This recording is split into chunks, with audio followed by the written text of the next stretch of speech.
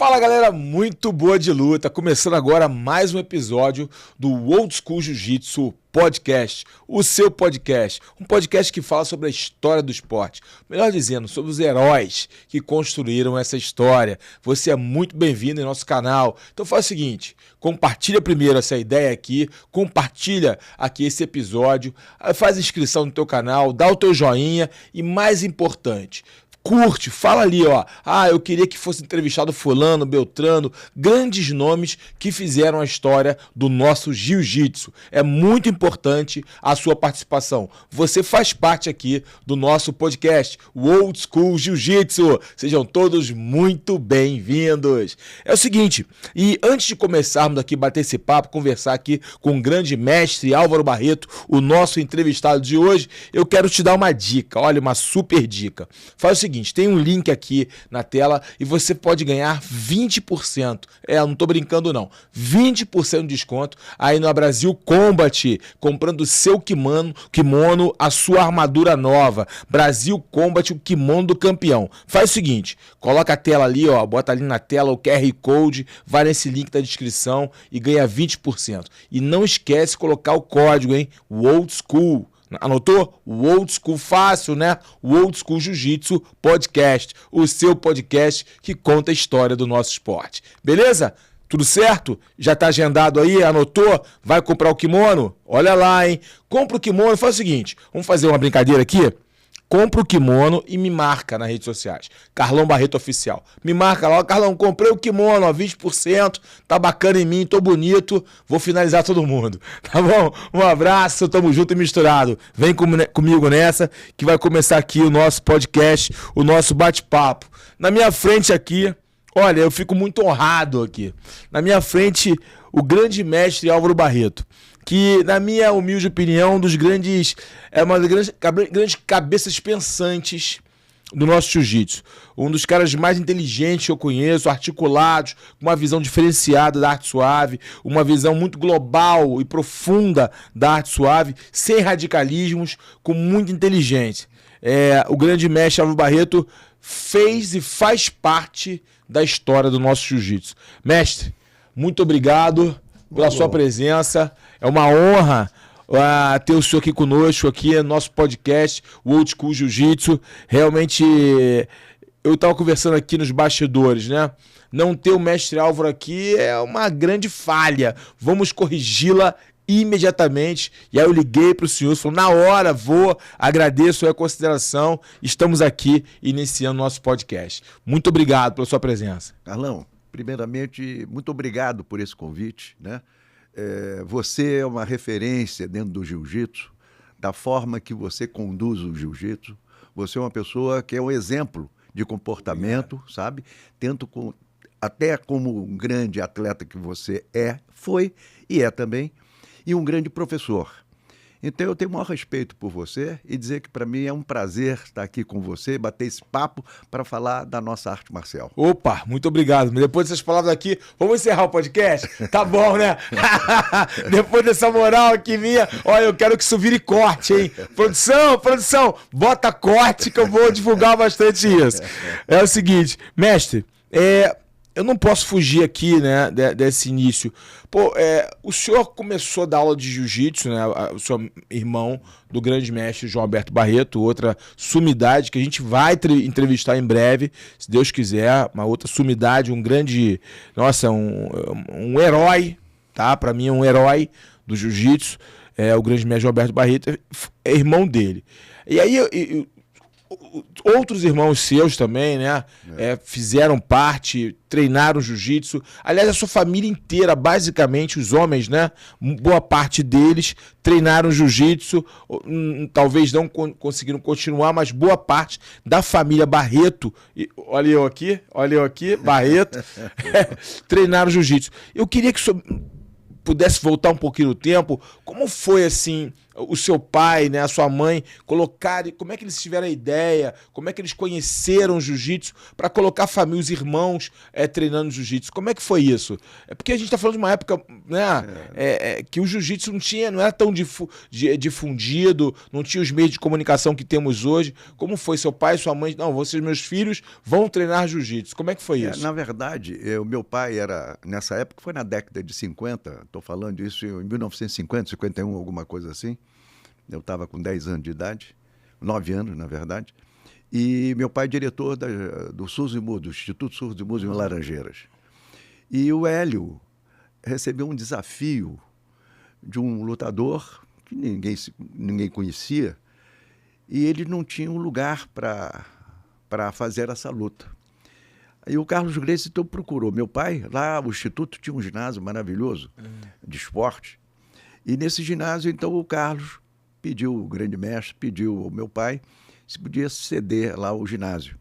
E foi assim que nós começamos a entender e conhecer e saber o que era o jiu-jitsu, que também a gente não sabia. E na época, o João Alberto, meu irmão, fazia o colégio militar, ele tinha 15 anos, né? E fazia peso, né? E o João era forte, tinha um físico bom e tal. E quando o Hélio lutou com tal Biriba, eu não acho, nem estou me lembrando mais o nome do adversário do Hélio. Eu sei que o Hélio estrangulou o cara rapidamente dentro da guarda e acabou, encerrou, e meu pai convidou o Carlos e o Hélio para ir lá em casa, fazer um lanche na minha casa, que ficava exatamente do lado do Instituto. Entendi. E ali o papai, muito, muito vaidoso, com um filho, não comigo, porque eu era garoto, menor, bem menor, com 9 anos de idade, mas o João estava com 15. Forte, fortão, né? Aluno do colégio militar. Então o papai todo orgulhoso, chamou: João, vem cá que eu vou te apresentar o Carlos, o grande professor, o grande mestre, Carlos Gracie, Hélio Gracie e tal. E aí foi assim que o João Alberto foi apresentado ao Carlos. O Carlos ficou impressionado com o físico do João e convidou o João para fazer uma visita na casa do Hélio Gracie, que morava na Praia do Flamengo, onde tinha uma sala não, tinha um quarto que era todo acolchoado, onde o Hélio dava aula e o Carlos também. Entendi. E aí o João Alberto, na segunda-feira, foi lá, todo fardado do colégio militar, né? Porque depois ele ia para o colégio, de manhã cedo, né? Umas 9 horas, 10 horas. E o João começou a frequentar a casa do Hélio Gracie para fazer os treinos de jiu-jitsu lá com o Carlos e com o Hélio. Então ele era um aluno particular desses dois grandes mestres, que foi exatamente assim que o João Alberto aprendeu o jiu-jitsu. E eles já tinham uma programação de uma inauguração futura da Academia Gracie da Avenida Rio Branco, que foi um ano depois. Então ali que foi todo o início do João Alberto na Academia Gracie. Eu ainda não comecei nessa época, eu já comecei por volta de 3 ou 4 anos à frente, na Avenida Rio Branco. Aí eu ia assistir às aulas do João Alberto. Eu não sabia ir para a cidade naquela época, eu tinha uns 13, 14 anos.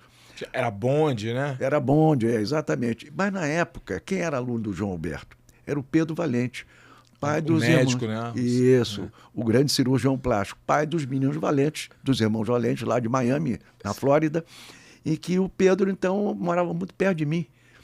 E o pai era médico também, tinha um consultório que era exatamente no edifício da Avenida Central. E ali, então, o Pedro Valente, o Pedrinho, ia para fazer aula com o João Alberto toda terça e quinta. Eu comecei a pegar carona.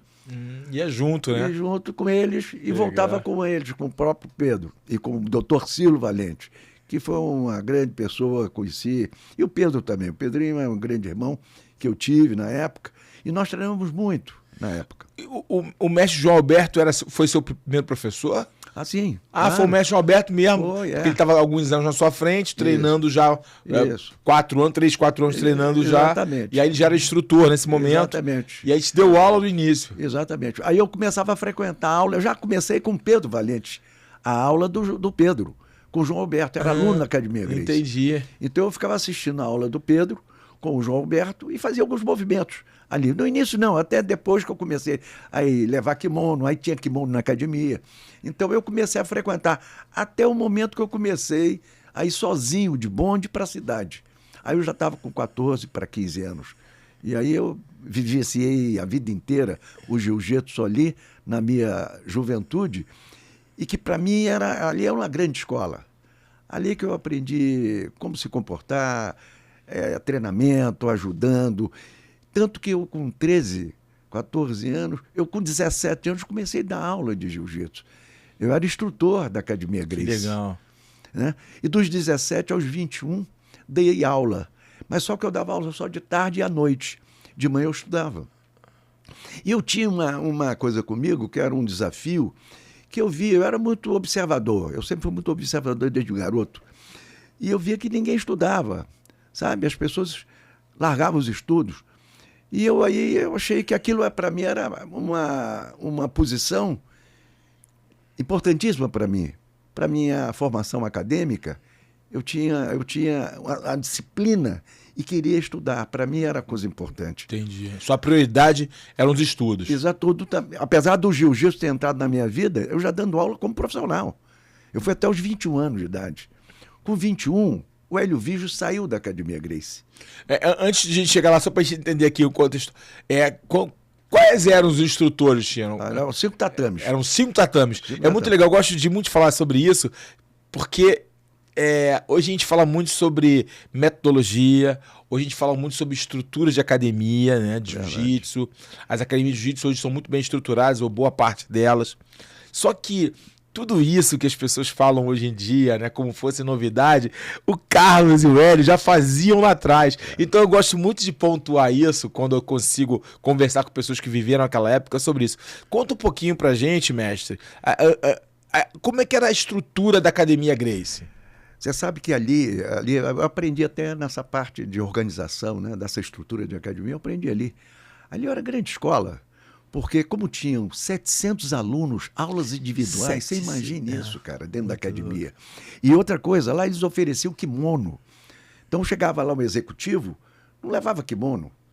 Então ele chegava, mostrava a carteirinha dele lá na rouparia, que era o roupeiro daquela época que eu frequentava, era o Valdemar Santana. O Valdemar. Cara, grande atleta, grande pessoa, sabe?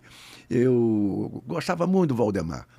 E aquilo tudo foi aquelas consequências dele ter saído da Academia Gracie, eram consequências da vida, mas ele me deixou bastante recordações de uma pessoa disciplinada, sempre me tratou muito bem.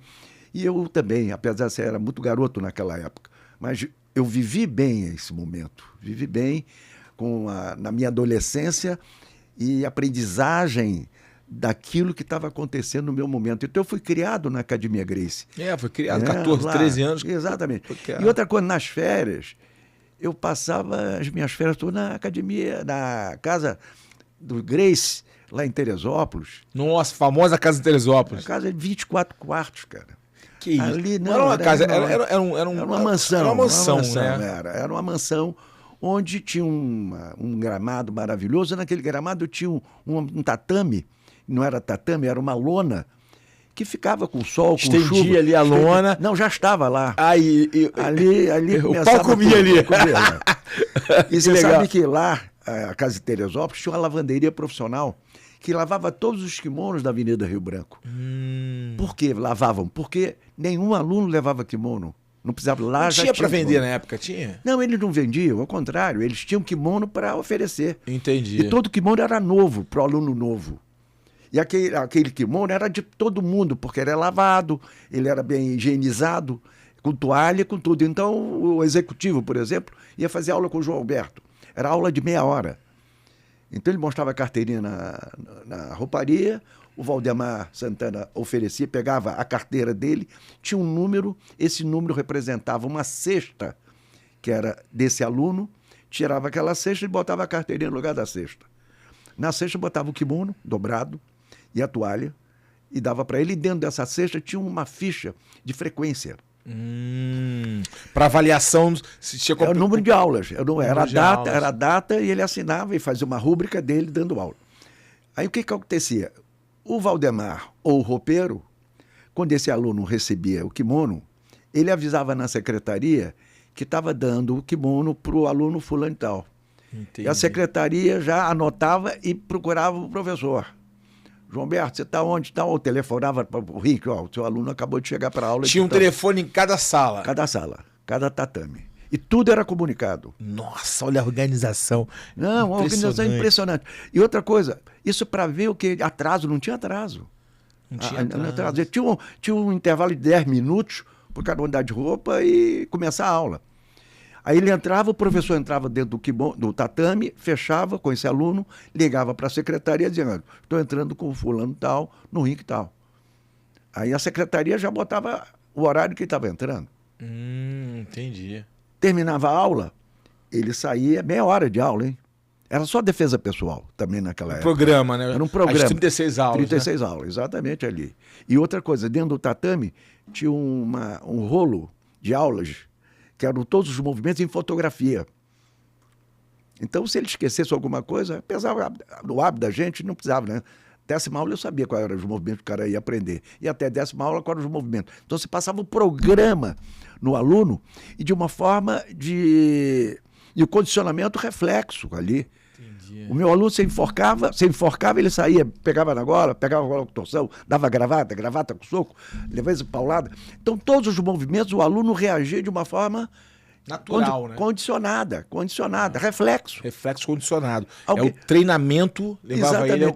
Antigamente, algum tempo atrás, vi uma reportagem, uma discussão na televisão de um grupo de professores de luta, e estavam falando, um deles falou assim, será se na hora de uma briga o cara sabe se defender, não esquece, não?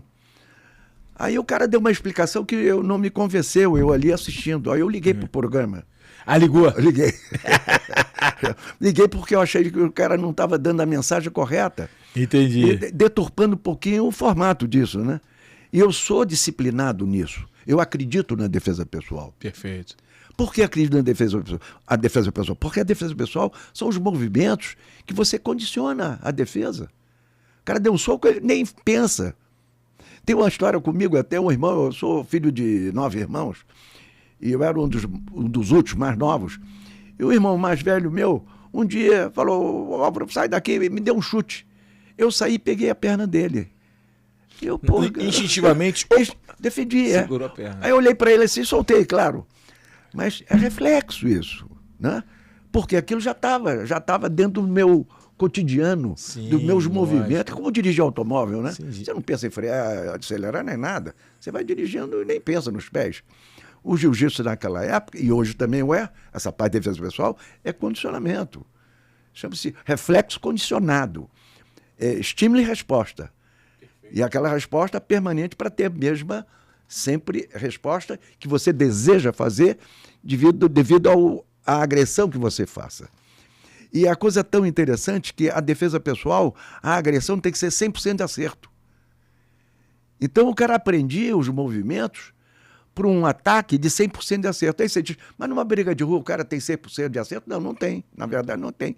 Então, se você consegue defender 100%, então qualquer percentual abaixo, você vai defender também. Sim, não é verdade? E logo, uma briga de rua tem questão emocional também, uma série de coisas, enfim. Mas qualquer movimento de você ser agredido, você vai se defender de uma forma reflexa, condicionada, e dali você vai levar ele para o chão, bate, agride ou não agride, levanta, manda o cara voltar novamente. Eu tenho algumas experiências nisso de briga, sabe? Então isso aí, você passa a ser um indivíduo com aqueles movimentos, com aquele repertório de defesas que você faz. Por isso que a defesa pessoal ela é importante na sua formação, enquanto você é um praticante que está fazendo aquela luta para se defender. E a defesa pessoal exatamente é para isso, né? E, mestre, justamente isso, né? A defesa pessoal. Hoje há uma grande discussão sobre a defesa pessoal, sobre a importância dela. Hoje a maioria das academias, eu vou falar dos dois lados, né? A maioria das academias hoje não ensina defesa pessoal, porque muitos professores falam que como defesa pessoal o aluno tem que cair, tem uma série de coisas, o aluno não quer aprender, que o aluno se machuca, ou o aluno não quer fica de olho nas posições da competição, né? Porque é muita informação. Hoje tem o YouTube, o faixa preta de YouTube, né? O professor de YouTube. Então o aluno, né? o novo aluno fica olhando aquilo antes de entrar, é uma curiosidade natural do ser humano, né? Vai entrar no jiu-jitsu, em qualquer outra modalidade, qualquer outra coisa. Antes tenta dar uma olhada para tentar se familiarizar, como, né? Tentar não ter uma surpresa, digamos assim. E a defesa pessoal não é ensinada, a maioria não gosta de ensinar. E o outro lado tem uma vertente que fala, não, que é importante a defesa pessoal, porque ela é a base, é a coluna vertebral do jiu-jitsu, né? E eu sei, né, que o senhor é um grande defensor do ensino de defesa pessoal. No seu método, a defesa pessoal é ensinada. E o senhor entende em que momento perdemos essa ligação com a defesa pessoal na sua grande vivência no esporte? O senhor entende qual foi o momento em que houve o desligamento? Porque, para mim, na minha humilde opinião, jiu-jitsu, defesa pessoal, competição, é jiu-jitsu, entendeu? Não tem separação, entendeu? Né? Talvez eu seja limitado ao colocar dessa forma. Para mim, meu entendimento, defesa pessoal é jiu-jitsu. Vai servir para o MMA, vai servir para a competição, obviamente, suas adaptações, vai servir para o combate real, para a rua, caso defender de uma agressão. No seu entendimento, qual foi esse momento de ruptura da defesa pessoal? Eu achei o seguinte... Várias academias, vários professores, né, que se formaram, né, dentro do jiu-jitsu. Por exemplo, eu nunca me afastei da defesa pessoal. Todos os meus alunos sabem fazer defesa pessoal. Por quê? Porque ali é o início de todo o processo. O cara vai se matricular na minha academia, a primeira coisa que ele vai aprender é defesa pessoal. E essa defesa pessoal, você não distingue. Aquilo é jiu-jitsu que eu estou dando. Então, eu vou ensinar para ele, por exemplo, se você cair no chão, você vai fazer o quê? A primeira coisa que você vai fazer é gangorra. Mas ele já defendeu de enforcamento, pegada de gola, gravata pelas costas, pegada por cima dos braços pela frente, por trás. Então são 100 e poucos movimentos que você vai defender. Então você está preparado ou preparando aquele aluno para o jiu-jitsu desportivo depois. Porque você não para. A defesa pessoal é o início do processo. E aquilo vai te dar uma série de possibilidades de facilitar a sua própria entrada dentro do jiu-jitsu. Por que o jiu-jitsu virou depois o desporto, a parte competitiva? Por quê? Porque foi necessária. É o crescimento do desporto. Na Academia Gracie, por exemplo, com a defesa pessoal, teve um ano que fizeram um campeonato. O Hélio e o Carlos fizeram um campeonato interno. Eles só faziam defesa pessoal. Mas na defesa pessoal tinha passagem de guarda, tinha raspagem, tinha um armlock, tinha pegada pelas costas, tinha tudo. Era o jiu-jitsu. É o jiu-jitsu. Você começava com a defesa pessoal. Sim. Começava o programa todo. O programa sempre era o início de todo o processo. Era meia hora de aula. Entendi. Então o aluno saía lá suado, porque depois ele treinava com o professor. Era aula individual. Depois, com a criação da aula coletiva, aí começou a ficar um pouco mais difícil. Então a defesa pessoal passou exatamente a não ser uma coisa obrigatória dentro da prática do jiu-jitsu. Na própria família Gracie? Na Academia Gracie, tinha uma aula, uma aula coletiva, que era toda quarta-feira. Era um preço mais barato para o pessoal que podia poder pagar, porque a aula era cara, era aula individual. Sim, sim. Então você pagava meia hora de aula. Então o hábito ali, o Hélio e o Carlos criaram um dia na semana um preço mais barato, que era a aula coletiva. Era cheia aquela aula. E não eram eles que davam aula. Quem dava aula era um professor, que era um amigo, aluno do Hélio, que ensinava, dava aula lá naquela época. O João Alberto, o Hélio Vigio, o Armando, o Carlson, o Robson, eles não davam aula coletiva, só davam aula individual. Eu também só dava aula individual também, quando eu comecei a dar aula. Então, ali, a nossa experiência foi uma experiência... Eu assisti muita aula do Hélio também, sabe? Do grande mestre. E eu gostava de assistir aquela aula dele, porque ele era muito didático, sabe? Então, eu peguei muita influência deles, nessa parte do jiu-jitsu. E eu já estava na idade própria. E ali foi exatamente o grande evento, o advento das competições do Carson, por exemplo. Se você pegar dentro das fotografias, a primeira luta do Valdemar, tem uma que o Carson venceu, eu estou segurando a perna do Carson. Eu com 14 anos, ali com o calção do Carson. Que o Carson dizia assim, não, você vai ficar no meu corner.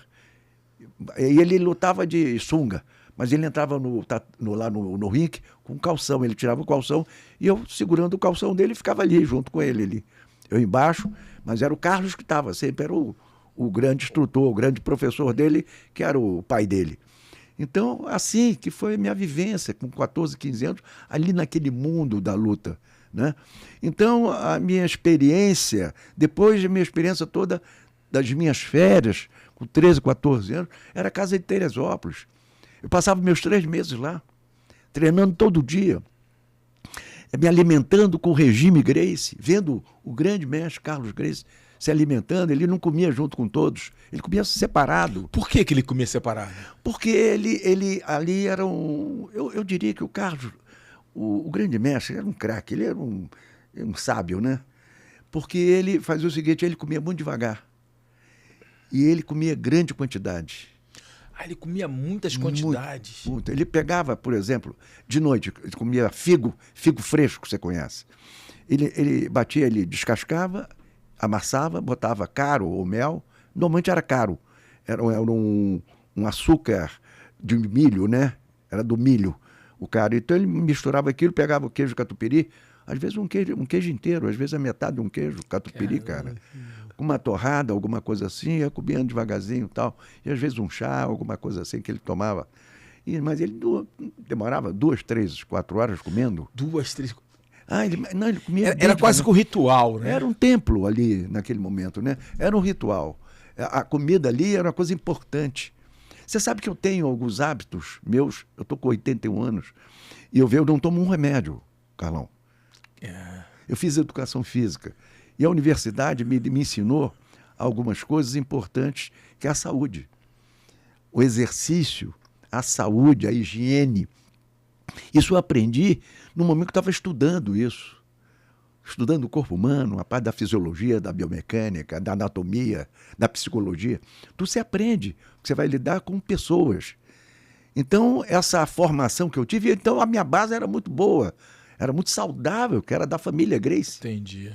Eu me separei da Academia Gracie com 21 anos de idade. Foi quando o Hélio me convidou para dar aula o dia inteiro. Eu falei, mas tio Hélio, eu estudo de manhã. Ele falou assim, você quer ser um professor de jiu-jitsu ou um Rui Barbosa?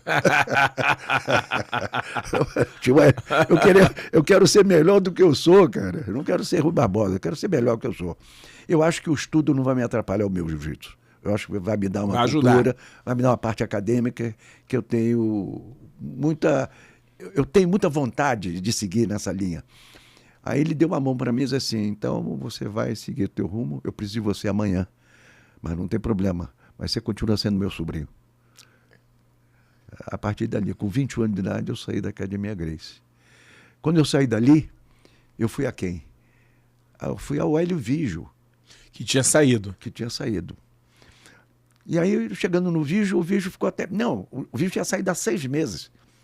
Para abrir a academia dele. Já estava com a academia aberta. Já estava com a academia aberta. Ali na Barata Ribeiro, no posto... o Vigio foi para Copacabana. Copacabana. E quando eu cheguei na academia, o Vigio disse, pô, o que está fazendo? Eu vim fazer uma visita a você. Pô, a academia estava toda nova, porra, muito bem cuidada, com toda a estrutura da Academia Gracie, com ficha de aula, com tudo igual. Ele seguiu o padrão, que ele já havia aprendido tanto tempo. Claro, aula individual também que ele tinha e tal. Depois ele criou mais aulas com um pouco de grupos tal, e assim sucessivamente.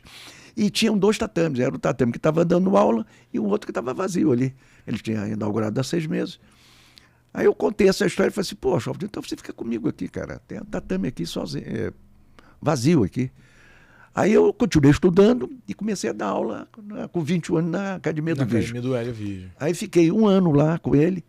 Aí o irmão mais velho, o Roberto, pai do Zé Roberto, aquele meu sobrinho, né, médico e tal, ele era diretor da Escola Industrial de Fortaleza. Ele morava em Fortaleza, meu irmão. E ele queria que eu fosse dar aula para os alunos da escola lá em Fortaleza. Olha que interessante. Ele queria que se desse de jiu-jitsu lá em Fortaleza. Ele já tinha visto os benefícios do jiu-jitsu. Claro, sabia da importância, né? Ali com família, os irmãos treinando. Isso. E aí ele falou assim, isso aqui vai ser muito bom para os meus funcionários. Isso. Olha que visão. É legal a gente ter esse entendimento, porque é uma visão diferente, né? Claro. Ele entendeu a importância do jiu-jitsu para os funcionários, para melhorar a produtividade, coisa que nem eu falar hoje em dia. Na verdade, ele estava levando para os alunos do último ano do curso técnico, que era a Escola Industrial de Fortaleza. Entendi. Para os alunos que estavam se formando. Ele queria dar uma boa base da defesa pessoal para esse pessoal, até pela disciplina, até conhecer o novo. Né? Do autoconhecimento. Isso. Né? Então eu fiquei 1 ano trabalhando com essa turma lá. E eu fui homenageado por essa turma. Que legal. Paranifo dessa turma. Fui padrinho dessa turma por 22 anos, cara. Caramba. E, mestre, eu sei que tem uma história aí, que né, a gente já conversou sobre isso. Conta a história. Você dava aula pro empresário lá, e aí o cara te desafiou. Conta essa história que é muito legal. Conta essa história. Nessa época, né, o Hélio, por uma coincidência da vida, teve em Fortaleza, o Hélio Grace, porque estava vendendo um terreno na Aldeota, que era o melhor bairro de Fortaleza. E esse empresário, que era o doutor Patrolino Ribeiro, ele era dono de rádios, sabe? De uma cadeia de rádios, televisão. Na época não tinha televisão, mas nessa época não tinha ainda. Eu tinha, não sei, eu estava iniciando. No Ceará, então, menos ainda, na verdade. Mas ali foi exatamente o convite que o Patrolino... Não convite, mas o Patrolino perguntou para o Hélio. O Hélio vendeu o terreno para o Patrolino comprou esse terreno do Hélio Grace e do Carlos, e o Hélio que foi fazer a transação. E aí ele perguntou, tem alguém seu que você conhece aqui em Fortaleza que dá aula de jiu-jitsu? Eu falei, por uma coincidência, tem um sobrinho que está morando aqui, irmão do diretor da Escola Industrial de Fortaleza.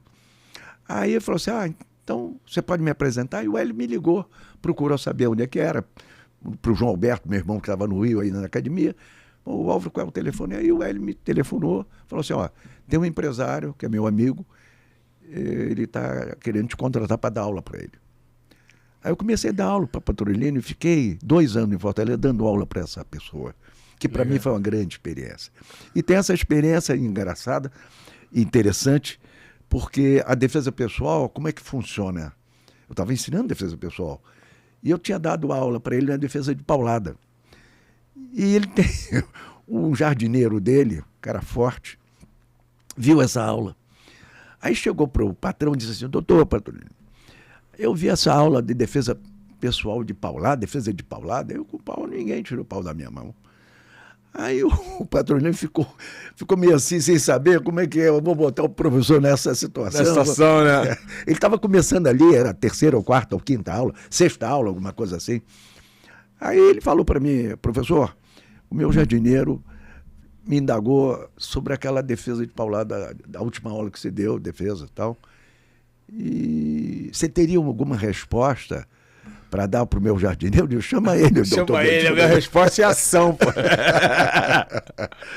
Aí chamou o jardineiro e eu perguntei, olha, o seu patrão está dizendo que você viu a aula da defesa de paulada.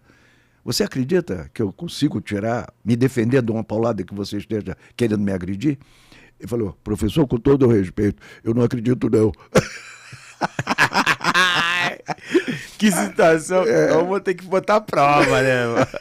Aí eu disse para ele, vamos fazer o seguinte, vamos botar em prática. Você vai tentar me acertar com a paulada, da forma que você quiser, né? A gente começa distante, você com o pau. E eu vou tirar o pau da sua mão. Vou tirar tranquilamente. Agora, não brinca não que eu vou te machucar. Falou isso, botou uma pressão psicológica. Claro, mas por quê? Porque ele poderia não me dar paulada, querer me cutucar, alguma coisa assim. Entendi. Eu queria que ele me machucasse para me derrubar, para eu não atacar ele. Entende? Entendi, então lógico. eu joguei para ele a responsabilidade daquele momento que eu estava encarando uma situação séria. Mas se eu disser para você que não tem problema nenhum, porque ele com pau, ele vai ter que levantar a mão para me bater. Sim. Quando ele levantou, não tem jeito, eu estou em cima dele, claro. Eu estou na distância que tiver. A minha distância para ele me dar paulada é exatamente a distância que eu quero. Ele levantou, pum, grudei nele. Foi o que aconteceu. Dei-lhe uma queda e caí em cima dele. Ele já perdeu a respiração quando eu dei a queda. Eu digo, não, preparado, toma aquela queda. Não sabia, nem sabia como ele ia cair, não sabia como era a defesa, só eu não mostrei. Só tomou a queda. Acabou, não deu tempo, né? Quando ele levantou, já estava ok. Eu digo mais uma vez. Só que nessa vez, ele veio com raiva, porque ele sentiu, eu caí em cima dele e ele ficou um pouco sem ar, aquele troço deu raiva nele, sabe? Sim. E ele queria se defender daquela situação, ele não queria passar por aquilo novamente. Aí quando ele levantou, grudei novamente. Quando eu quis dar, ele não saiu do chão, cara. Ele estava com o peso todo atrás, cara. Só que o pau, na segunda vez, o pau saiu da mão dele e foi para uma vidraça. Quebrou a vidraça. Porque ele não veio por cima, ele veio de lado. Então o braço dele bateu no meu corpo, segurei ele, quando eu quis dar, ele não veio. Aí eu peguei minha perna no meio da perna dele e trouxe para frente, ele estava botando peso para trás, eu querendo trazer, não consegui, puxei a perna dele por baixo, pelo meio, aí ele subiu comigo, foi pior. Aí o pior. Ele foi comigo e eu caí em cima dele.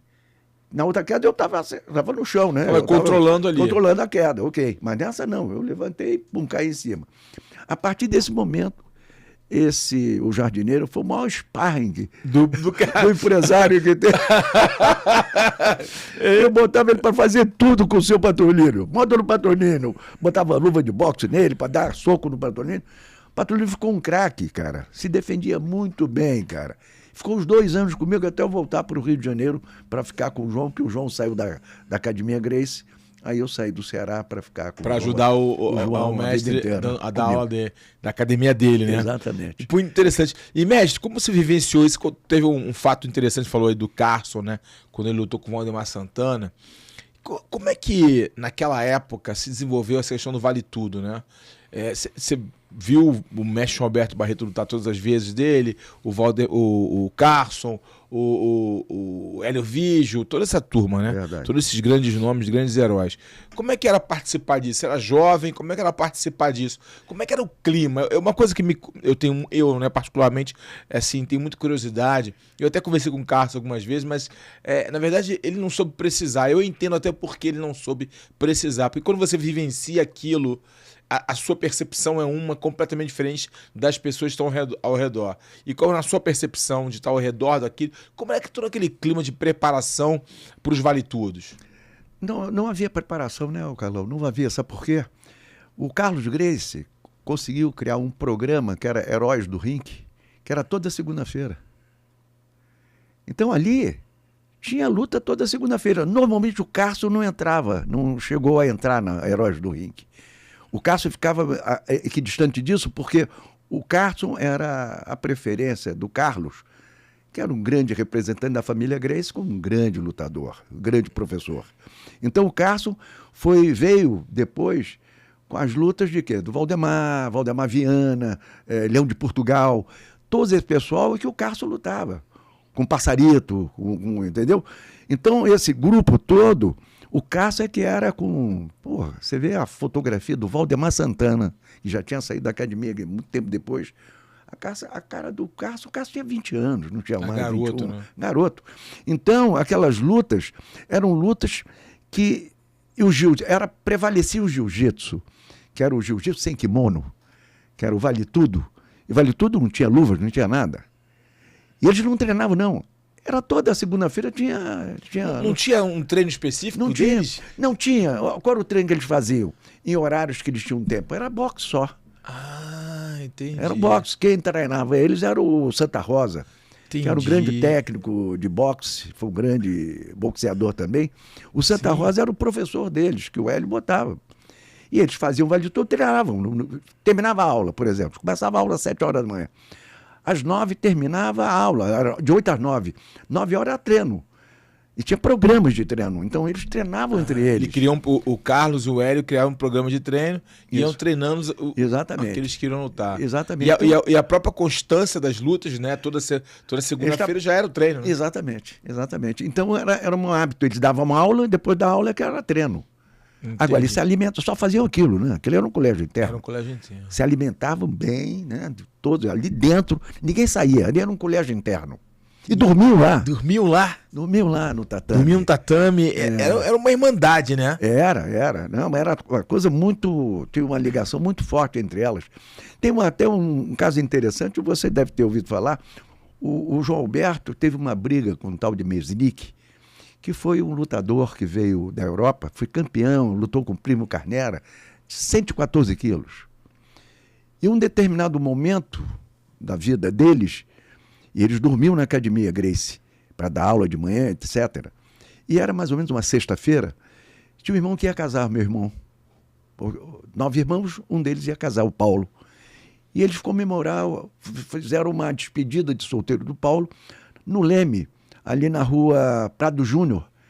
num dos bares que tinham ali, e estavam eles e meus irmãos ali, tinha uns 3 ou 4 irmãos, fazendo a brincadeira da despedida do Paulo, e numa outra mesa estava lá o Mesnick, que tinha chegado dos Estados Unidos, com o pessoal da luta livre, que era o Tatu. Tatu tinha uma academia ali, que era hoje é o Meridian, era um terreno baldio, mas tinha uma casa, uma estrutura de tatame e tal, que eles treinavam lá o Tatu. O Tatu era um grande lutador de luta livre. E ele fazia a programação do Palácio de Alumínio, aqueles vale-tudos, que não era vale-tudo ou luta combinada, mas era um vale-tudo assim, entre aspas. Entendi. E o Mesnick veio para fazer parte, para fazer parte dessa trupe ali de atleta. Exatamente. Quando esse grupo estava lá nessa noite, e surgiu uma discussão do meu irmão, dos meus irmãos, com um deles lá. E aí o que aconteceu? Aquilo ali gerou um problema, um desconforto. Nossa. Que um deles lá da mesa de lutadores começou a pressionar eles. E eu tenho um irmão, já faleceu, ele é muito agressivo, o Luiz Carlos, naquela época. O Luiz Carlos já queria brigar com os caras. E ele treinava jiu-jitsu? Não treinava, ele não treinava. Geralmente é assim, né? Geralmente é assim. O mais quietadinho não treina. Aí ligaram lá para a academia Gracie, eles dormiam lá. Para chamar o João Berto. João Berto, tal. Para João Berto, ia surgir um problema de confusão ali. Já estava criando isso. Já estava um clima pesado ali. Aí eles vieram. Veio quem? O carro do Carlos, o Robson dirigindo. Todos eles vieram. Jorge Bedi, o Elvígio, o João Alberto, nossa, o Cássio, o Robson. Que turminha boa. Imagina só, os caras, meu irmão, a surpresa que não foi. Quando chegou lá, primeira coisa, eles saltaram do carro, o João Alberto apareceu, aí o Paulo, o Ari, um deles, foi o pessoal ali. Aí começou uma discussão, o cara era americano. Aí começaram a ver a interlocução e foram lá para fora. E o Mesnick tinha 114 quilos, era grande. Cara grande, né? Cara grande, 1,90 m. E surgiu aquela confusão, aí o Mesnick deu um soco no peito do João Alberto. Na discussão, cara. Bateu no peito, o João Alberto caiu no carro, mas tentou juntar, eles foram para o chão. Quando foram para o chão, o João Alberto saiu fora e pegou ele pelas costas. E começou a dar um soco nele. Aí o pessoal deram mão para ninguém entrar. Para ninguém entrar. Aí, confusão, aquela confusão. As meninas na Praia do Ju naquela época, que tinha muita boate lá. As meninas estavam lá. E ele estavam torcendo pro João Alberto, boa pita, pô. Eu sei o seguinte, que a polícia veio, cara, para separar, começou a dar tiro para cima e tal, e um dos tiros pegou no chão e resvalou na perna do João, sabe? Passou de raspão aqui nele. Aí pararam a luta, tiveram a briga e tal, pararam a confusão, foram para o distrito, o Mesnick com a cara inchada, o olho meio inchado, e o João Alberto nada, estava perfeito. Só com um problema com sangramento na perna, que foi, tiro raspão que pegou nele. Isso, mas aí acabou aquilo ali, mas foi uma repercussão na época, né? O João Alberto com 80 quilos, o cara com 114, botava a fotografia dos dois no jornal, saiu na época a reportagem. Era tudo no jornal naquela época. Jornal, tudo no jornal. Né? Aquilo ali foi uma divulgação para o jiu-jitsu. No final foi uma divulgação incrível, né? Verdade. No final foi uma divulgação incrível. É verdade, né? Então, ali começou exatamente o grande advento do jiu-jitsu, né? Da importância, da eficiência e da eficácia do jiu-jitsu para as pessoas de uma forma normal. Né? Então esse foi um episódio que deu todo o início desse processo da importância do jiu-jitsu na barra de briga de rua, vamos dizer assim. Mostrando tudo que o mestre Carlos e ele falavam ali, né, ao vivo e a cores, na prática, né? Na prática, sem dúvida nenhuma. E mestre, o jiu-jitsu, como é que o senhor mesmo falou, eram 700 alunos na Academia Gracie. Posteriormente, o mestre Hélio Vígio montou a academia dele, o mestre João Alberto a academia dele, né, o Pedro Metério também teve a academia dele. Estava em São Paulo. Foi para São Paulo, todo mundo foi montando seu negócio. O jiu-jitsu era uma luta elitizada. Né? Eu, quando comecei no jiu-jitsu, né, bem depois, sempre foi uma luta elitizada. Eu tive dificuldade para comprar kimono, eu tive dificuldade, eu não vim de família rica, fui de família pobre, então tinha dificuldade de ter o material, né? O jiu-jitsu sempre foi uma luta elitizada e base. Quando o senhor viu essa popularização do jiu-jitsu através do jiu-jitsu desportivo. Como é que você enxergou essa popularização, esse crescimento do jiu-jitsu?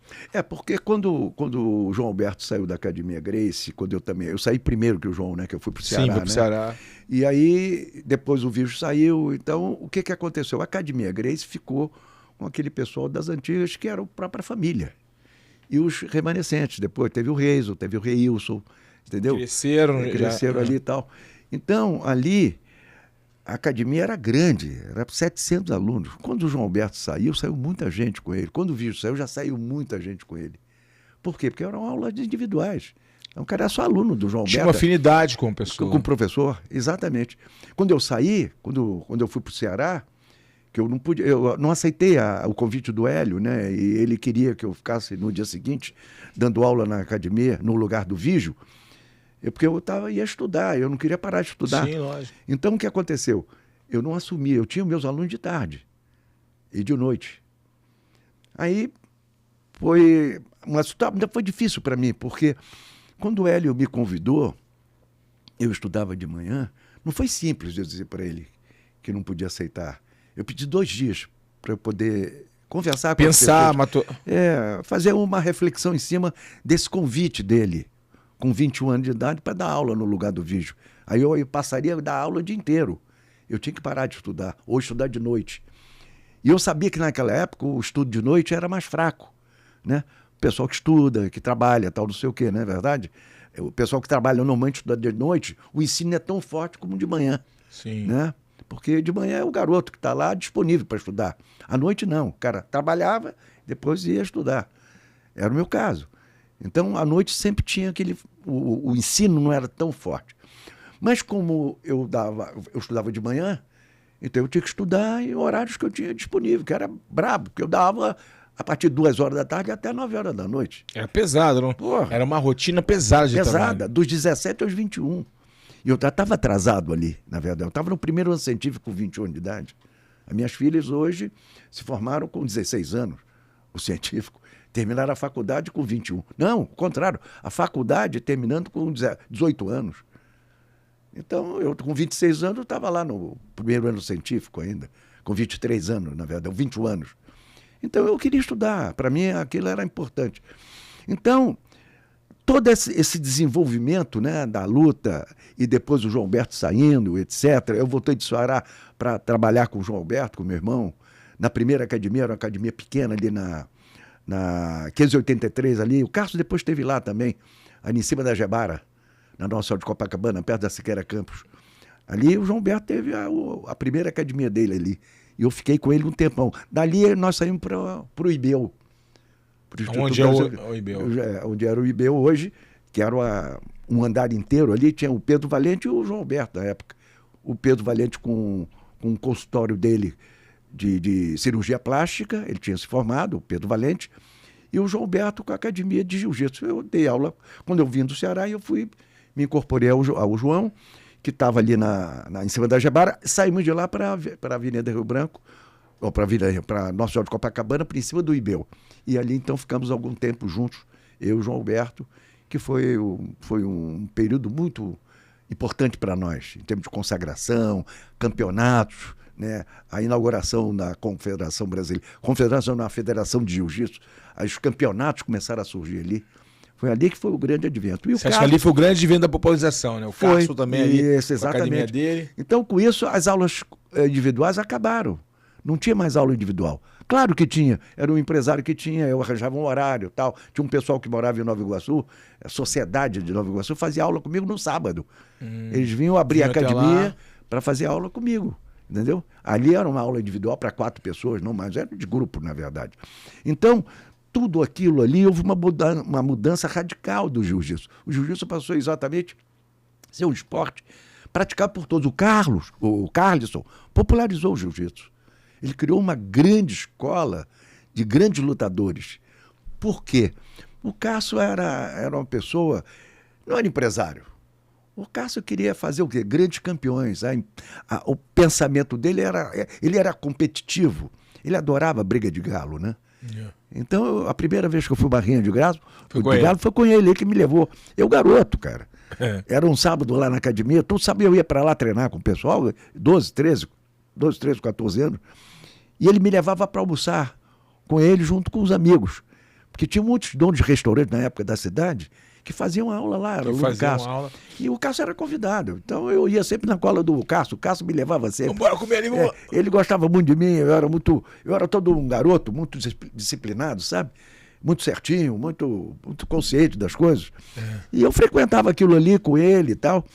Então, para mim, foi uma grande escola na academia Gracie ali com o tio Hélio, o tio Carlos ali. Eu chamo de tio porque ali eu fui criado exatamente como fosse parente. Nas minhas férias, eu parava de treinar na academia Gracie, na cidade.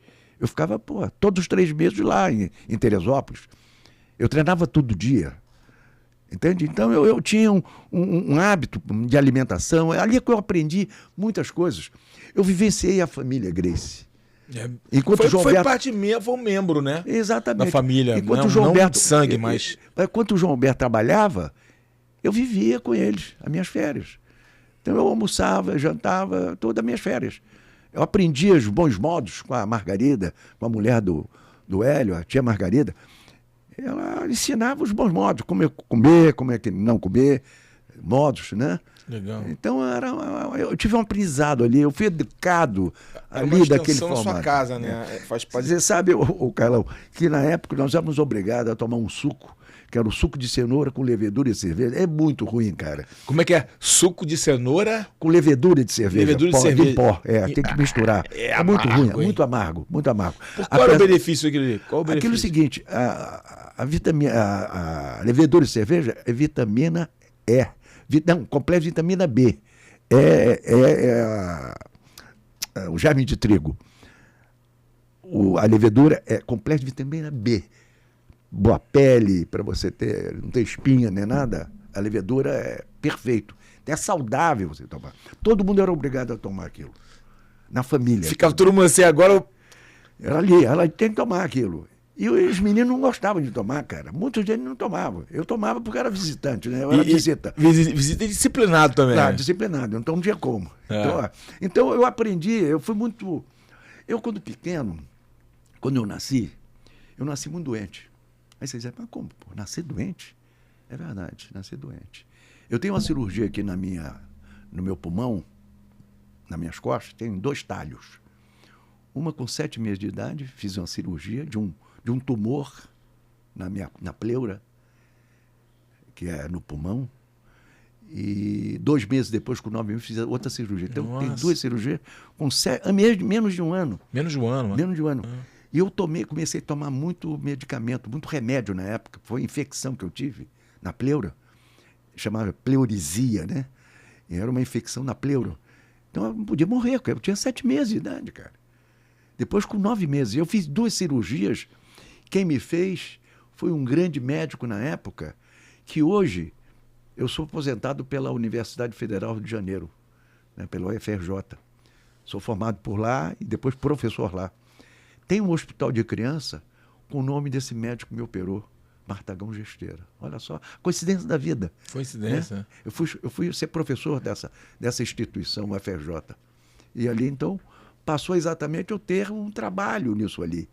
Esse cara fez uma cirurgia em mim, eu com 5 anos de idade, eu tomava muito remédio. Eu sobrevivi. Hoje, com 81, não tomo remédio. Não tomou remédio, né? E muito decorrência dessa alimentação que você aprendeu com o Carlos Gracie. Exato. Não, eu fui para uma família do não remédio. Do não remédio. Eu fui para a família da saúde. Que cura através da alimentação. Exatamente. Então, tudo foi coincidência da vida. O meu destino já estava programado. Sem dúvida, sem dúvida. Como o jiu-jitsu é mais que uma luta, é uma filosofia de vida, né? Não tenho dúvida. E, mestre, tipo assim, você formou em educação física. Como era fazer educação física naquela época? Não era a carreira que todo pai olhava para o filho, vai ser educador físico. Como é que foi a sua escolha para a educação física? Você sabe que você falou uma coisa certa, Carlão, sabe por quê? O meu primeiro vestibular não foi para educação física, foi para direito. É que era uma... Né? Advogado, médico e tal. Exato. E aí eu fiz o meu primeiro vestibular para direito, um curso de 5 anos. Sem falar para o meu pai nem nada, para minha família, eu fiz a educação física, um vestibular para educação física pela UFRJ e passei. Aí só passei, aí falei com minha família, para o meu pai, que tinha passado ali para para educação física. Aí eu fiz os 2 cursos.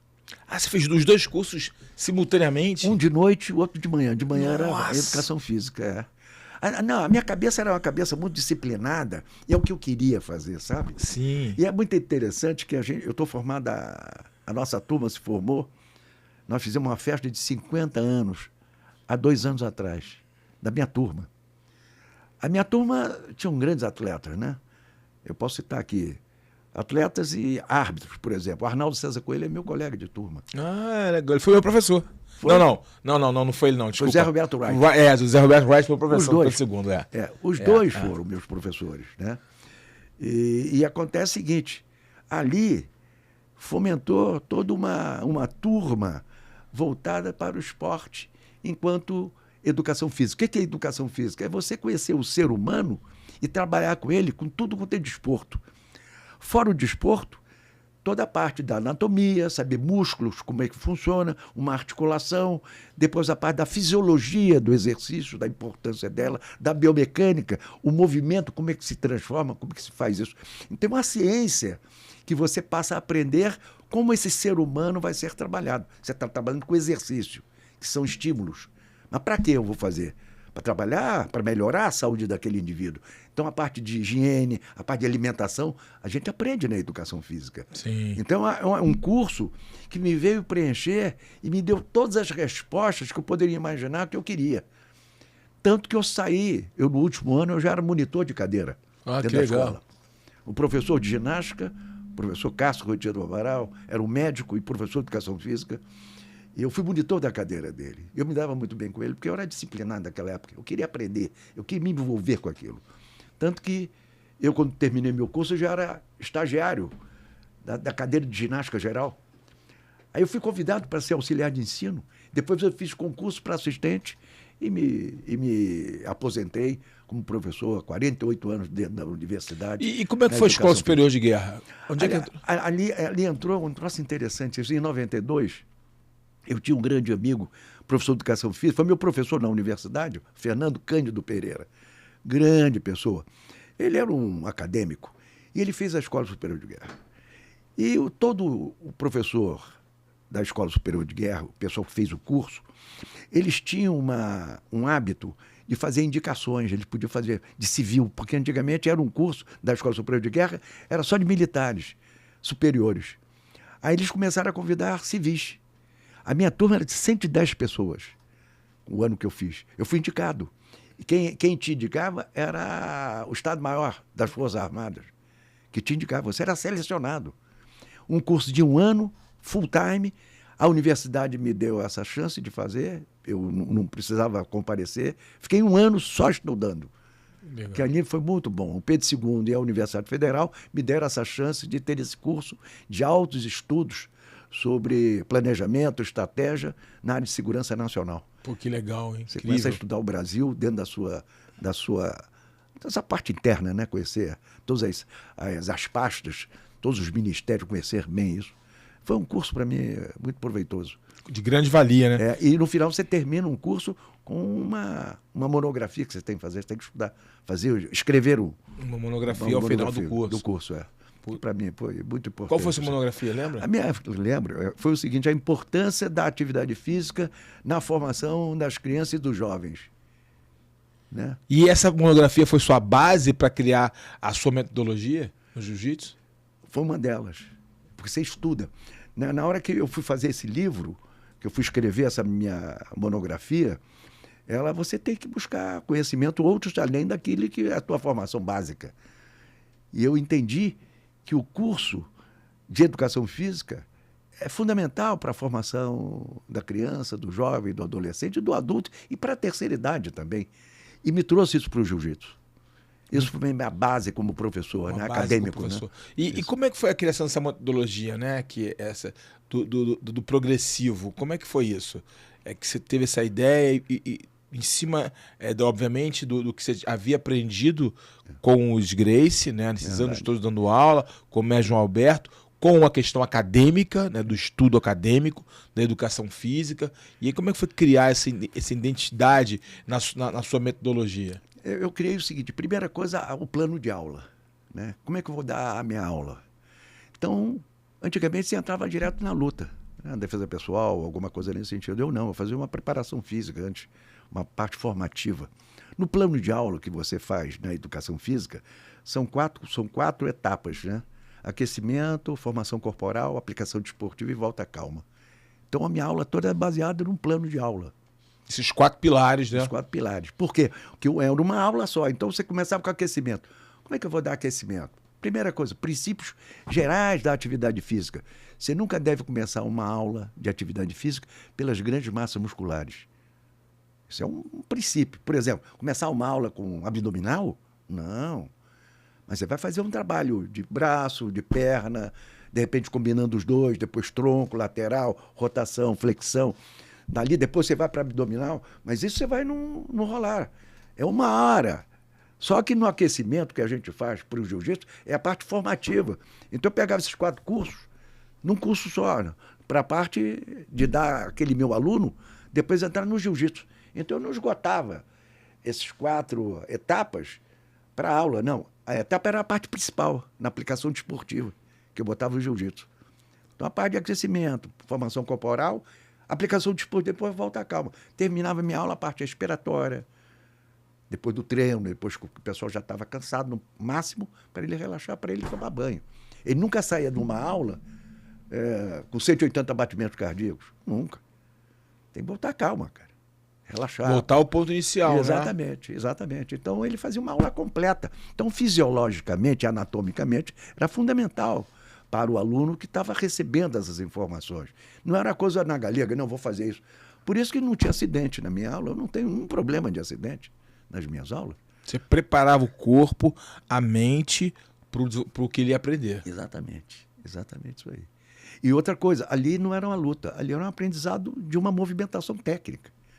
Como sair de baixo, como fazer uma raspagem, né?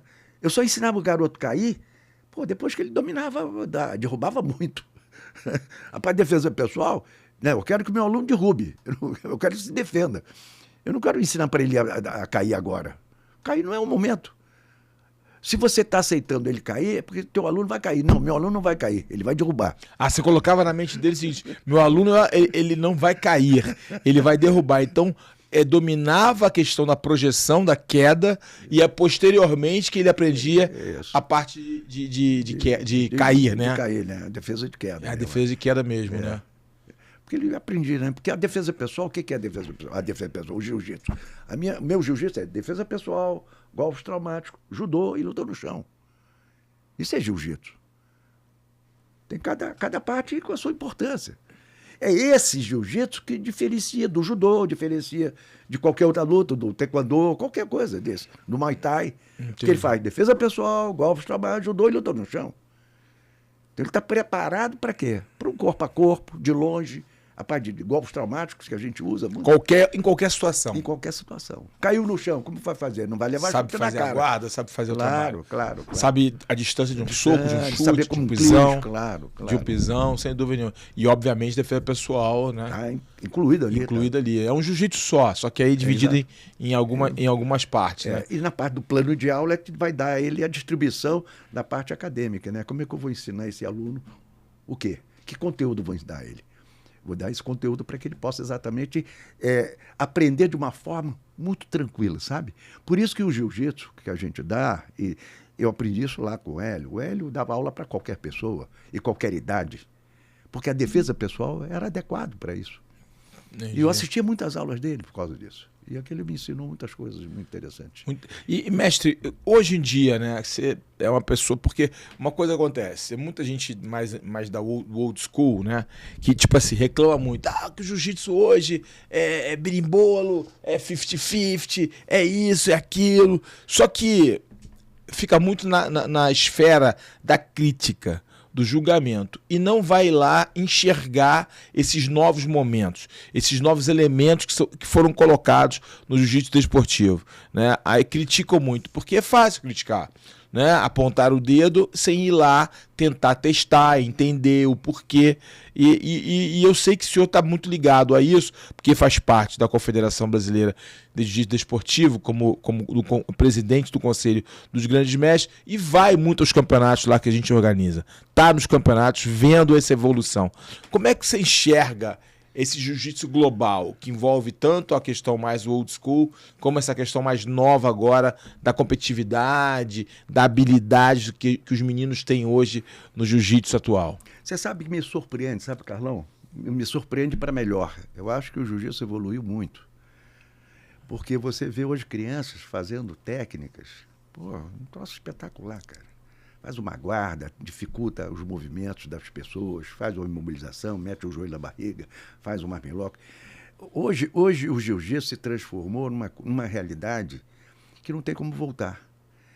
Então eu penso que a única coisa que eu poderia dizer é que a defesa pessoal não podia ser esquecida. Perfeito. Sabe? Porque você aprendendo na parte de defesa pessoal, você vai melhorar muita coisa para o chão. Muita coisa você faz no chão. E o início é muito interessante, quando o cara chega para mim fazer aula comigo, nunca fez nada, eu vou começar com a parte de defesa pessoal, a parte de equilíbrio, como fazer, etc. Depois o enforcamento, daqui a pouco no chão, faz gangorra, tal, pé na barriga, cai montado, tal, depois uma raspagem. Você vai, é um crescimento, uma forma tão natural, que o cara sabe, aquilo é jiu-jitsu, aquilo não é defesa pessoal, aquilo é jiu-jitsu como um todo. Sabe? E você está preparando ele do início de todo um processo, até preparando o corpo dele para um movimento. Claro, você não vai fazer um movimento difícil, de alta complexidade, se o corpo dele não está preparado. Ele nem vai conseguir. Você vai dar aula vai dar armlock aí, monta ele e faz um armlock. O corpo dele não está preparado para isso, vai ter muita dificuldade. Exatamente. E é muita frustração. Muita gente para por isso. Claro, por isso que você não deve começar com luta de chão. Você tem que começar em pé. E por isso que tem que ser uma progressão de movimentos para que ele possa sair do mais simples ao mais complexo. De em pé para o chão. Né? E não de chão começar. Não, começa em pé. Dali começa tudo. O equilíbrio do judô. O cara tentar entrar em queda, você faz a defesa. Daqui a pouco, defesa pessoal, defesa de soco, defesa de pontapé, defesa de pegada de gola. Aí você vai costurando e dando a ele um conhecimento, do desenvolvimento do conhecimento da parte da defesa pessoal, que é fundamental para a luta de chão. Fundamental.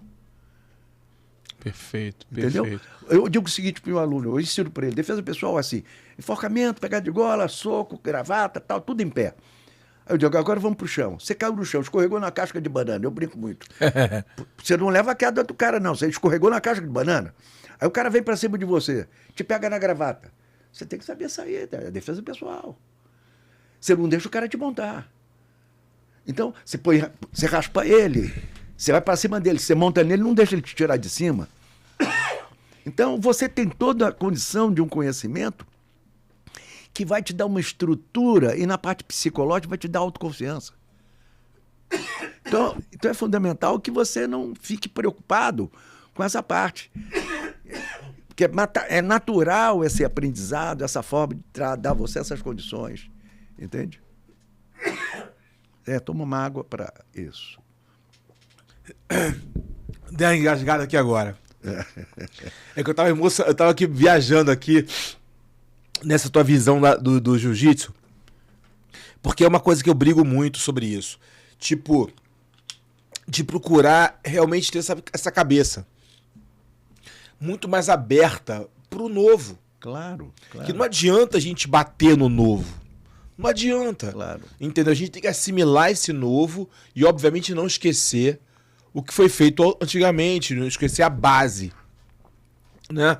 Que é a defesa pessoal, que esses fundamentos no ensino, a pedagogia no ensino, para que o aluno possa entender e absorver essa experiência maravilhosa que é o jiu-jitsu. Você vê o seguinte, um aluno se matricula na sua academia. Aí você vai dizer assim, eu vou te ensinar o quê? Ah, não, eu vou ensinar ele chão. Como? De pé vai pro chão? Não, você começa em pé. No em pé você vai fazer o quê? Parte de equilíbrio. O cara não te derrubar. Tá ali, pá. Daqui a pouco é enforcamento, gravata com soco, pegada de gola, pegada por cima dos braços. Aí você começa a fazer coisas do clinch. para que você possa se defender e botar o cara no chão. Você tem que levar vantagem com o cara. Essa mentalidade de sempre levar vantagem. Claro, claro, porque você está aprendendo. Eu faço muita comparação, nunca um com o outro. Eu nunca faço comparação A com B, eu faço comparação A com A. Você tem que comparar ele com jiu-jitsu ou ele sem jiu-jitsu. Claro. Não com o outro, né? O outro é outro, é outra coisa. É outro corpo, outra cabeça, tudo. Entendeu? Então eu pergunto: um cara que faz jiu-jitsu é melhor do que o cara, o próprio cara é pior do que ele sem o jiu-jitsu? Claro que não. O jiu-jitsu vai ser uma coisa a mais que ele está fazendo, né? E vai ser um upgrade que ele está tendo naqueles conhecimentos. Mas aquele indivíduo, se você comparar ele com ele mesmo, vai ser muito melhor ele com conhecimento do jiu-jitsu do que se não, ao contrário. Vai ser uma versão melhor dele. Claro, claro, vai ser uma melhor versão dele, exatamente. Perfeito. Então o jiu-jitsu dá a ele as condições necessárias para que ele não possa apanhar. Essa, mais ou menos, a estrutura da defesa pessoal é exatamente isso aí. Entendeu? Perfeito. Te preparar não para brigar, mas te preparar para não apanhar. Apanhar, né? É isso mesmo. E que o Hélio Gracie falava muito, né? Falava muito. Falava muito. Mas como é que foi, assim, o seu envolvimento com as competições no que tange a arbitragem? Você arbitrou muitos eventos, né? Verdade. Muitos eventos.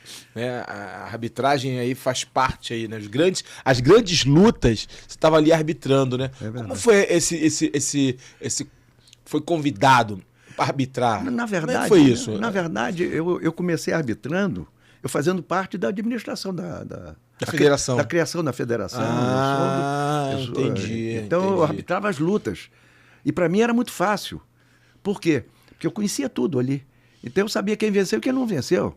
Entendi. A sua visão era muito clara sobre o que estava acontecendo. Exatamente ali. Então, depois, com o advento, o seguinte, os professores começaram. Então eu tinha meus alunos. Eu largava meus alunos para arbitrar. Então aquilo me incomodava de alguma forma, entendeu? Não era uma coisa muito para mim, era... Então começou a surgir o quê? Os cursos de arbitragem, o pessoal que já era mais técnico. Então, por exemplo, teve um campeonato mundial que o Carlinhos me convidou para ser o organizador da arbitragem, na época.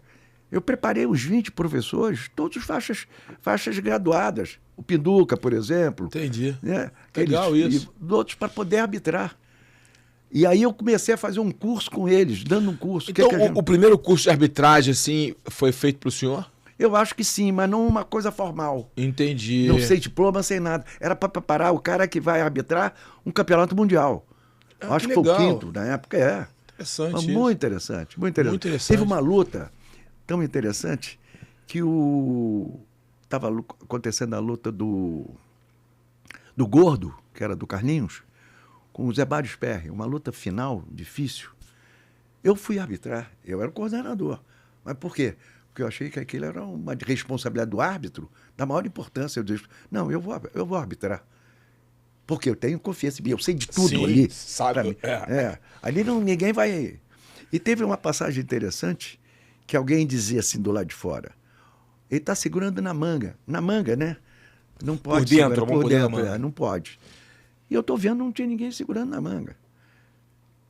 Aí o troço até desagradável, porque...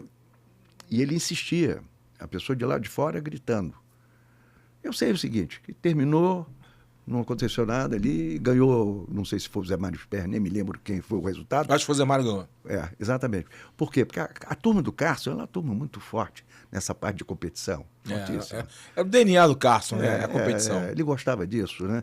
E ele gostava tanto daquilo porque ele adorava uma carta, ele gostava de jogar carta. Ele era um competidor. Adorava fazer as duplas de voleibol na praia. Ele gostava de competir. A rinha de galo, os galos que ele tinha para poder botar nas competições. Então, aquilo estava no DNA dele, cara. Então, ele criou um grande centro de treinamento. Foi o maior treinador de jiu-jitsu, do jiu-jitsu desportivo, era dele. Meus alunos, por exemplo, eles faziam aula. E eles competiam. Por quê? Porque ali era vitrine para mim também, enquanto professor. Sim, sim. Meu aluno tem que ser eficiente. A competição acaba sendo uma vitrine. É claro. Meu aluno é eficiente naquilo ali, mas ele sabe defesa pessoal, ele sabe defender, ele tem toda uma formação. Ele tem a parte acadêmica que eu exijo dele, ele não pode brigar na rua. Aí tem uma série de de adjetivos ou de itens para ele ser um melhor cidadão, para ele ser uma melhor pessoa. Com certeza. No final, é isso que vale, né? Exatamente. Me conta assim, a luta do Valide contra o Renzo.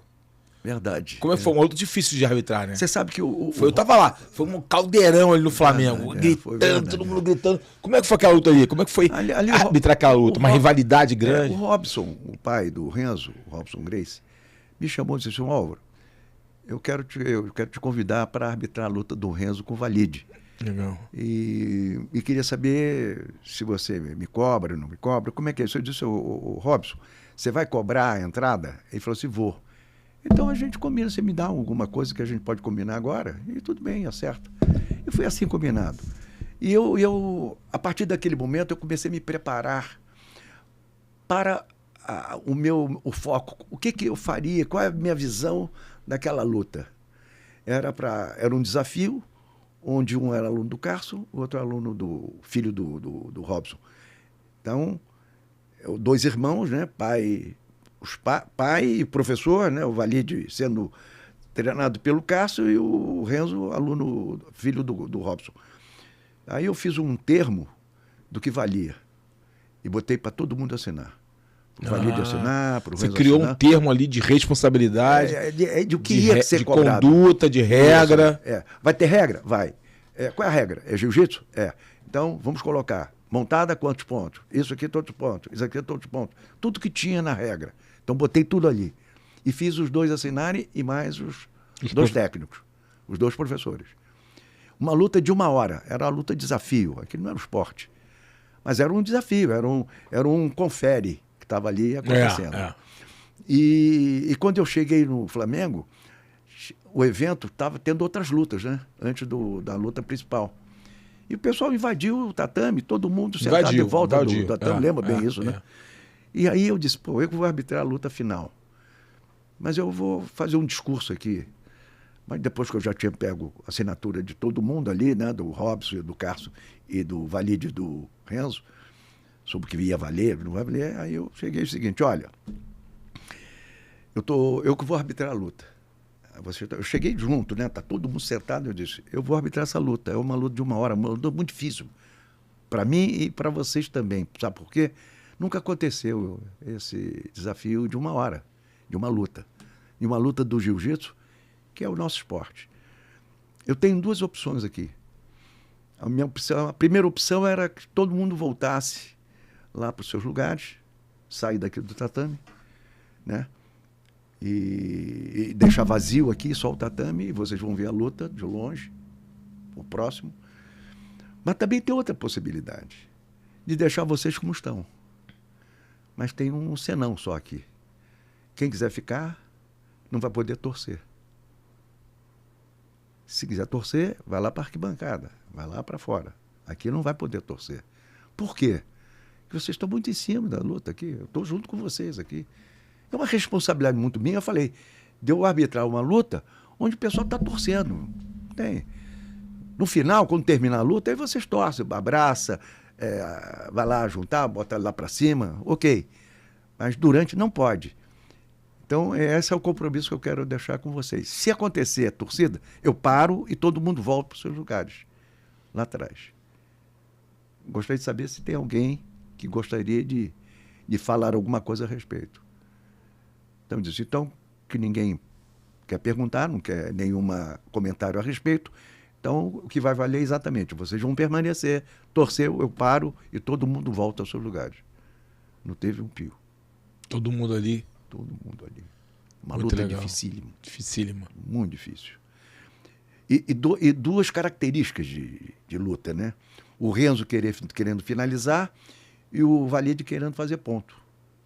É o estilo dos 2. O estilo dos 2. E ali o que aconteceu? Então o Valide fez, sei lá, 900 pontos. Fez ponto pra caramba, né? Passava ponto, a guarda, vindo do lado e tal. E o Renzo não estava preocupado com isso. Quase pegou várias vezes. Várias vezes. Várias vezes. O Valide em nenhum momento fez dificultou nada ali, nada. Passava ficado ali, não sabia nada além daquilo, não conseguia fazer, porque o Renzo é muito técnico. Sim, sim. Então ali era...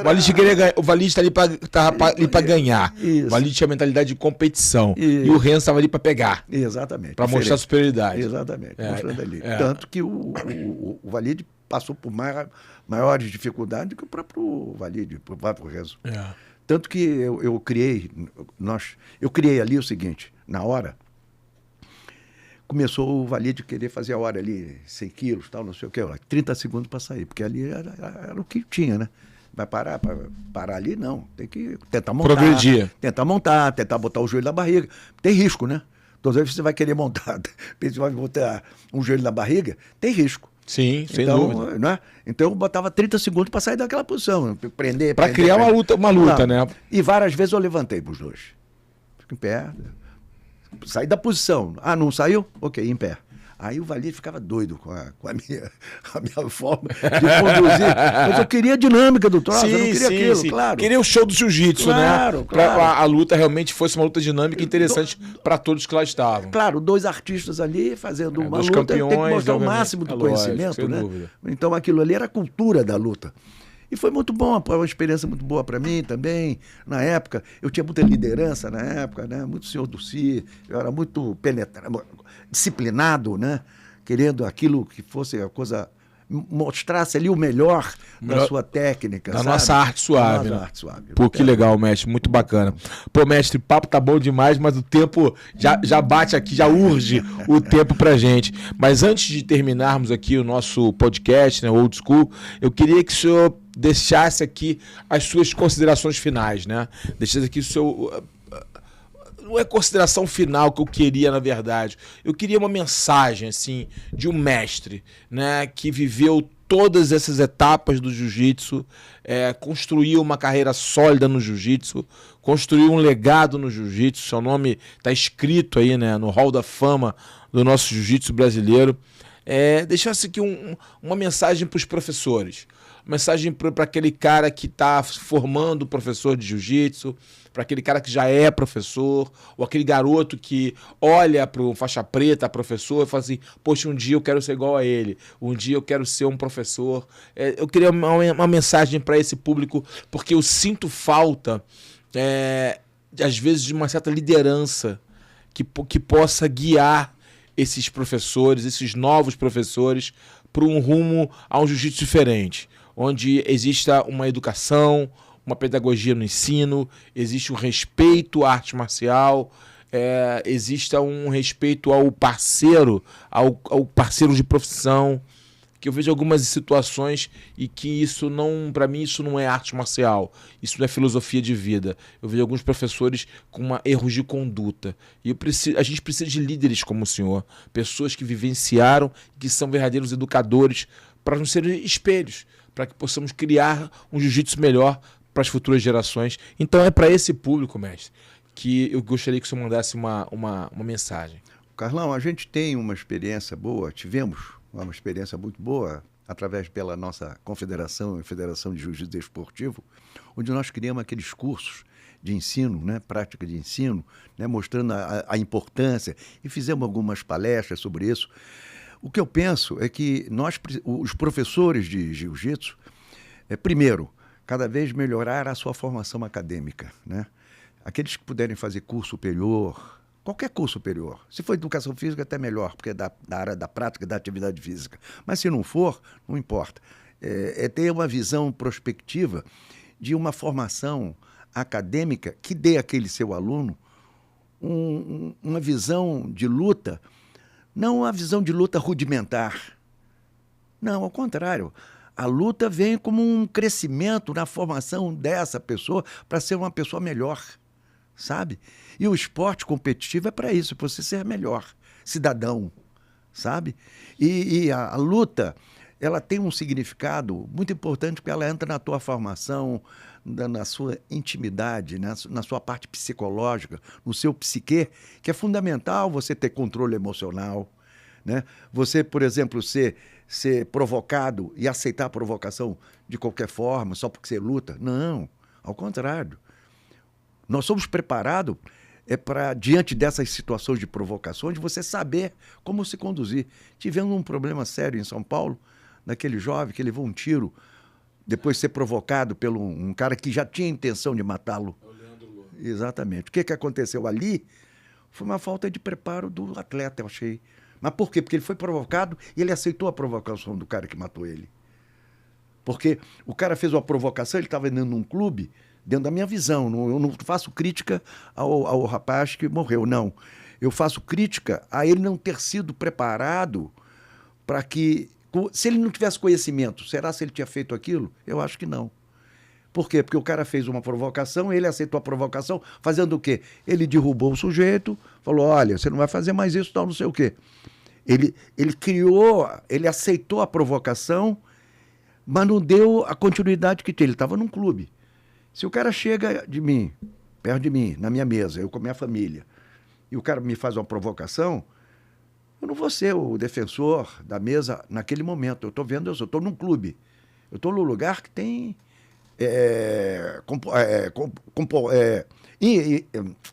tem índice de comportamento, questão de comportamento do indivíduo num clube. Então ele tem que saber o que pode, o que deve, o que não deve. Chamaria um diretor e poder tentar dar as condições. Ó, aquele cara fez isso, eu não quero criar problemas aqui, e ele não criar o problema. Eu achei que ele aceitou aquela provocação. Infelizmente, coitado, não está mais aqui para poder até dizer e tentar entender isso.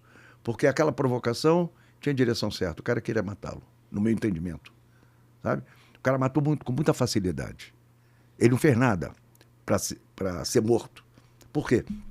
Ele derrubou e disse, olha, você não faz isso, tá uma provocação. E disse para ele, deu uma lição, não é isso? E o cara dar um tiro no cara depois que ele fez isso.